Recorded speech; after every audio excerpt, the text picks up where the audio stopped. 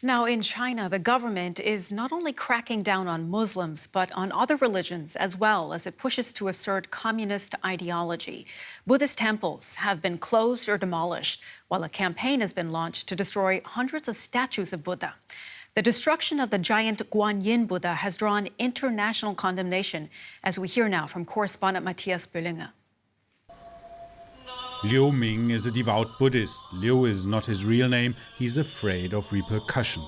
In his hometown of Xi'an, Buddhists have come under pressure from the government since they started protesting against the destruction of a Buddhist site on the outskirts of the city. The three-faced statue of Guanyin, the deity of mercy in Chinese Buddhism, is being demolished. Suddenly, the government fenced the statue off. They are doing works inside, but they have not told anyone about the reasons for the destruction. It's left us Buddhists and those who worship the goddess Guanyin inside and outside China quite bewildered. The three-faced Guanyin and an adjacent monastery were built in 2002, when a company donated the giant statue to the Buddhist community. Made of white jade, it quickly became famous. I am trying to get a look at the site. The statue is located in a mountainous region about an hour's drive from the city center. The decision to build the statue here in these mountains was not a coincidence. Buddhism has a long history here. This area is something like the cradle of Chinese Buddhism. Many of the Buddhist classics were first translated from Sanskrit into Chinese in monasteries located in this area. As we approach the statue, we see security guards posted at the roadside. Stopping and taking pictures of the demolition is strictly prohibited. The government does not want these images to spread on social media. We can only film out of the car window. It is unclear how far the demolition has already gone. Activists have written to the government and campaigned on social media to save the statue.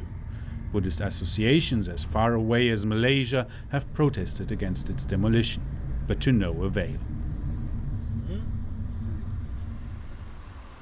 Xi'an is an ancient capital of China.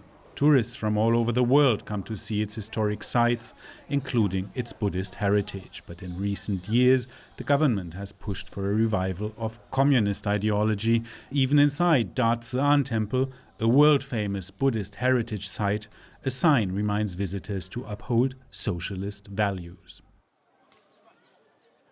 It's not only Buddhism, but also Christianity and Islam. The Chinese government is putting immense pressure on religions. Buddhism is treated more leniently because the government considers it to be more in line with their norms. But I've witnessed myself the pressure they're putting on Buddhist temples, and that activity is increasing. Temples have been forced to cancel religious events. Monasteries have had some of their buildings demolished. Experts estimate that the three-faced Buddha is just one of up to 800 statues that have been destroyed in recent years. That story from correspondent Matthias Böllinger. He joins us from Beijing now for more on this story. Hi, Matthias. Why are we seeing this push now to destroy these Buddhist symbols? We've seen a push for communist ideology, for the ideology of the Communist Party in the past few years. We've seen a hardening of the ideological line within the party and a greater push for their ideology in public discourse. So religion is always, of course, something that is in competition with this ideology that is atheist, and the Communist Party member must promise to be an atheist, cannot be member of any religious organization, in theory at least.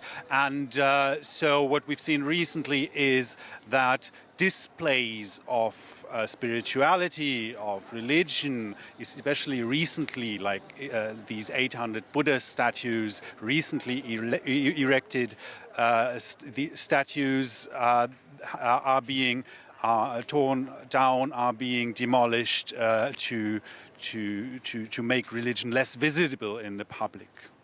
other religions as well, Matthias, right? I mean, there's also pressure on the country's Muslims and Christian minorities, aren't there? Yes, there is, and the pressure on them is a lot higher, especially in the western region of Xinjiang, where there are distinct Muslim minorities, the Uyghurs and the Kazakhs. Pressure on them is very high. Praying can get you into an internment camp there. But there's also pressure on other Muslim groups that are not in the focus of the authorities because of their ethnicity, but on their display of religion. For example, mosques have been destroyed or have been remodeled. If they were built in an Oriental style, in a Middle Eastern style, they had to tear down some of these features and replace them with Chinese features, and churches had their crosses removed. There has been pressure on Christian communities, also on newly established Christian communities, mostly Protestant communities, where pastors have been arrested, but also on the traditional Christian communities that are found in some of the locations in the countryside. The Communist Party is pushing forward with its ideology, and it's pushing back any value system that might compete with them. And these religions, especially Christianity and Islam, that are seen as foreign religions, are under huge pressure. What do you think the Chinese government is hoping to gain from repressing this religious freedom? Power over discourse in the community, power over what people think, what people at least are allowed to publicly think. Being a Buddhist will not get you to jail, but they do not want this Buddhist faith displayed as they would have allowed it 20 years ago. Okay, correspondent Matthias Billinger reporting there from Beijing. Thank you so much.